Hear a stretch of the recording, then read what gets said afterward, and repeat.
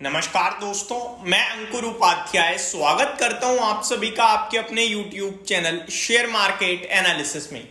अगर आपके पास PSU यानी सरकारी कंपनी का शेयर है तो डेफिनेटली जहां तक मुझे लगता है कि आपको इस वीडियो के माध्यम से जवाब मिल जाएगा, क्योंकि मैं इस वीडियो में केवल और केवल PSUs के बारे में बात करने जा रहा हूं और मैंने करीब करीब सारे स्टॉक्स की लिस्ट बना ली है। मैं एक एक करके आपको नाम बताता हूं।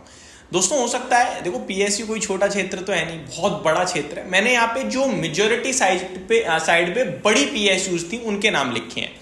For example NBCC, ONGC, BPCL, HPCL, IOC को तीनों को मैंने एक ही लिस्ट में रख दिया है। सेल, OIL, कोल इंडिया, गेल, SBI। उसके बाद मैंने 3 सेक्टर उठाए हैं। रेलवे की PSUs में चाहे RVNL हो, IRFC हो, इरकॉन इंटरनेशनल हो, यही मैक्सिमम लेवल पे लोगों के पास है। Shipping, Mazagon dock, Cochin shipyard, Garden Reach ship builders, यही मैक्सिमम लेवल पे हैं। And defence, HAL, BEL, BDL। तो शुरू करते हैं एक एक करके सारे स्टॉक्स को समझना। देखो, ऑब्वियस है डिटेल में तो डिस्कशन होगा नहीं, जब इतनी सारी मल्टीपल चीजों को हम मल्टीपल स्टॉक्स को कवर करेंगे तो डिटेल में तो होगा नहीं। तो केवल और केवल इन स्टॉक्स में जो बड़ी खबरें हैं, जिनकी जानकारी मुझे है और टेक्निकल टर्म्स पे क्या कह रहे हैं वो मैं शेयर करता हूं।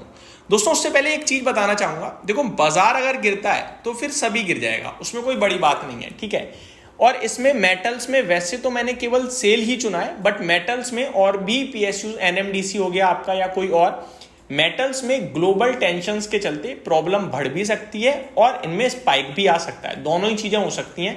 तो वहां पे आप अपने ग्लोबल प्रॉब्लम्स को देखते हुए ही अपनी पोजीशन को मैनेज करें। अदरवाइज आप ये समझ लो, ना ग्लोबल प्रॉब्लम लाइफ टाइम रहने वाली है, ना ये मेटल्स की डिमांड और सप्लाई में मिसमैच लाइफ टाइम रहने वाला है। सबसे पहले NBCC। देखो, ऑर्डर्स की संख्या बढ़ती जा रही है, रेवेन्यू बढ़ रहा है, टेक्निकल बहुत स्ट्रॉन्ग है। होल्ड करें, बाय करें और वेट करें एक अच्छे भाव आने का। बेचने की जल्दबाजी बिल्कुल ना करें, बस इतना ही कहना चाहूंगा। 72 के PE पे है, लेकिन क्या करें, 80,000 85,000 करोड़ की ऑर्डर बुक हो गई है। सिंगल टाइम में 15,000 करोड़ का ऑर्डर मिला है। काम दबा के है। इंफ्रा पे अच्छा खासा बूम चल रहा है, बूस्ट चल रहा है। अब मुझे लगता है थोड़ा डिप आएगा इस बूस्ट में, लेकिन अभी तक तो कोई डिप नहीं दिखती है।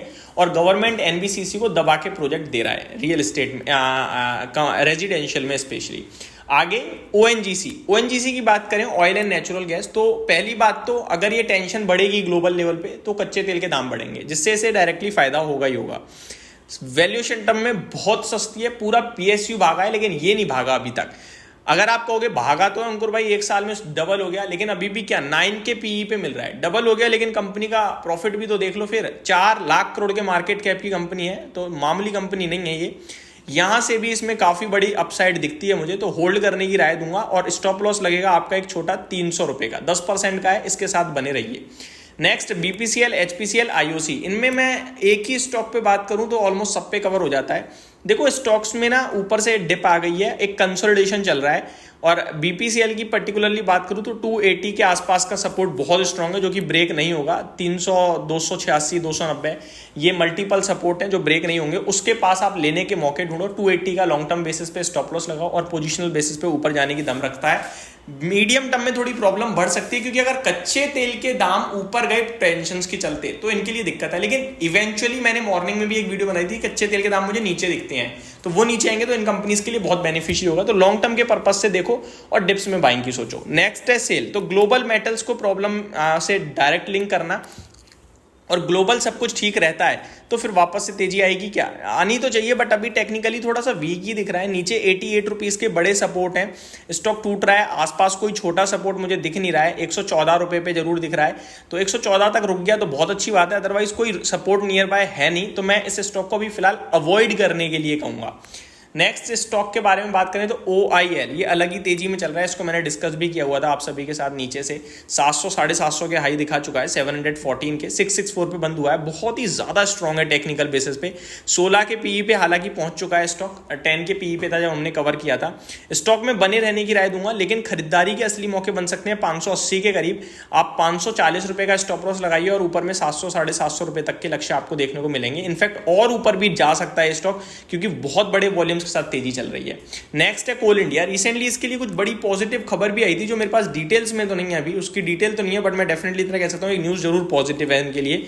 स्टॉक में गिरावट हुई है आपका कल के ट्रेडिंग सेशन में मार्केट के चलते, बट ये स्टॉक होल्ड करें, बाय करें। केवल 8 के पीई पे है। मैंने आपके साथ ONGC शेयर किया, मैंने OIL शेयर किया, दोनों एक 9 के पी पे था, एक 16 के पे था, लेकिन ये 8 पे है। इसे तो बेचना बनता ही नहीं है मुझे लगता है। 3 लाख करोड़ का मार्केट कैप है कंपनी का, चलने दो, ये तो अभी तो और चलेगा वाली कहानी है। आराम से लेते रहो, बैठे रहो और होल्ड करो, कोई टेंशन नहीं लेनी चाहिए।